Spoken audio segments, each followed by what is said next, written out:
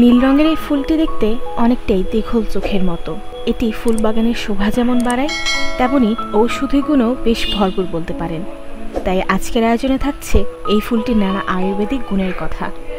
আসুন তা একে একে জেনে নেওয়া যাক। প্রকৃতিতে যত সুন্দর সৃষ্টি রয়েছে তার মধ্যে অন্যতম হলো ফুল, আর ফুলের মধ্যে এক অনন্য ফুল হলো এই অপরাজিতা।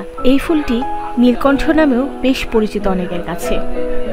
মালাক্কা দ্বীপ বা টার্নেট থেকে সারা বিশ্বে ছড়িয়ে পড়ে ফুলটি। ভারতের কেরালায় এই ফুলটির নাম শঙ্খপুষ্পী। নীল রং ছাড়াও সাদা, হালকা বেগুনি, হলুদ ও লাল রঙেরও অপরাজিতা ফুল দেখতে পাওয়া যায়। এই ফুল, লতা, পাতা ও শিকড়ে এমন কিছু উপাদান রয়েছে যা মানব শরীরে ম্যাজিকের মতো কাজ করে, যেমন লিভার সুরক্ষা। অপরাজিতার নীল চা পলিফেনল ও ফ্লোভানোয়েড যৌগ লিভার এনজাইমের মাত্রা কমাতে সাহায্য করে, তাই লিভারের সুরক্ষায় অসাধারণ ভূমিকা পালন করে অপরাজিতা ফুলের চা।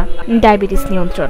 অপরাজিতা রক্তে গ্লুকোজের মাত্রা নিয়ন্ত্রণ রাখে, যার ফলে ডায়াবেটিস নিয়ন্ত্রণে গুরুত্বপূর্ণ অবদান রাখতে পারে অপরাজিতা। অ্যাজমা প্রতিরোধ। অপরাজিতার বিদ্যমান স্যাপোনিন ও ফ্লেভানোইড যৌগ অ্যাজমা প্রতিরোধে বিশেষ ভূমিকা পালন করে। ক্যান্সার প্রতিরোধ।